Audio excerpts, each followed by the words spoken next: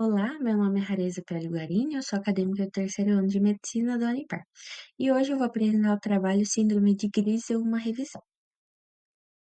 Enfim, quem são os colaboradores desse projeto? São Rareza Pellegarini, Luiz Fernando Gausnov, Luísa Casper Tenholler, Alexa Pauloliana e a nossa orientadora, que é a Lani Lane de Lima. Bom, mas enfim, o que é a síndrome de Grisel, então? Ela é uma síndrome que é rara e que vai ocorrer uma subluxação rotatória não traumática da vértebra C1 sobre a vértebra C2. Essa síndrome ela vai ocorrer principalmente em crianças, então predominantemente na população pediátrica, sendo que em 60% dos casos vai ocorrer em crianças menores de 12 anos de idade. Tem causas que podem predispor a essa síndrome, como, por exemplo, infecções respiratórias superiores e também cirurgias otorrinolaringológicas. O diagnóstico dessa síndrome ele tem que ser feito o mais precocemente possível, pois quanto mais tardio ele for, ele pode ocasionar sequelas futuramente na criança. Enfim, quais são os objetivos do nosso trabalho? Então, são discorrer sobre a síndrome de Grisel na população pediátrica, falar como ocorre o diagnóstico e também quais são os possíveis tratamentos para essa doença. Então, a síndrome de Grisel, ela vai ocorrer por uma inflamação dos tecidos adjacentes do pescoço, mais especificamente por causa de uma frouxidão dos ligamentos transverso e do ligamento alar também. Também vai ocorrer a descalcificação parcial de C1 e C2, e também o espasmo da musculatura cervical, tudo isso caracterizando a síndrome de Grisel. O desenvolvimento dessa doença também, ele se dá principalmente devido a certas situações que podem predispor a essa síndrome, sendo elas principalmente, infecções em 48% dos casos, e também cirurgias otorrinolaringológicas em 31% dos casos.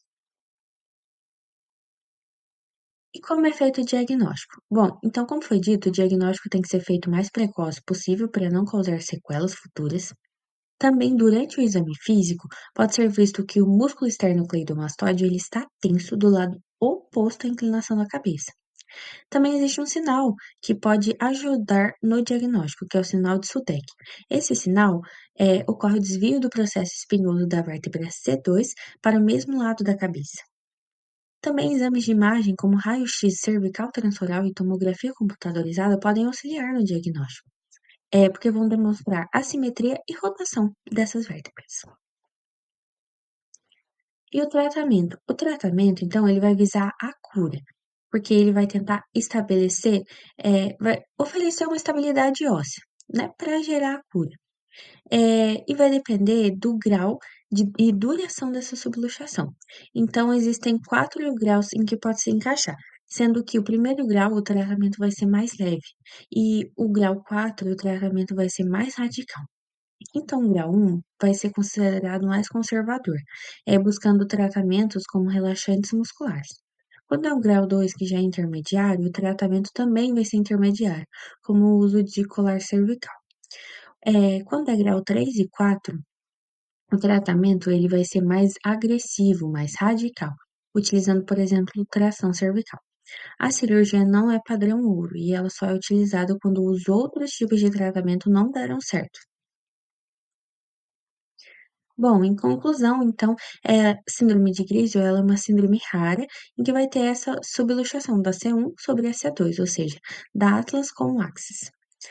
O diagnóstico, então, vai depender de um bom exame físico e também vai depender do auxílio de exames de imagem, sendo que o diagnóstico tem que ser feito o mais precocemente possível. O tratamento também vai depender do grau da lesão, então pode utilizar desde tratamentos mais conservadores, dependendo do grau, quanto tratamentos mais radicais, se o grau for mais alto. Bom, para finalizar, então, agradecemos pela atenção. Espero que vocês tenham entendido um pouquinho sobre a síndrome de Grisel. Obrigada.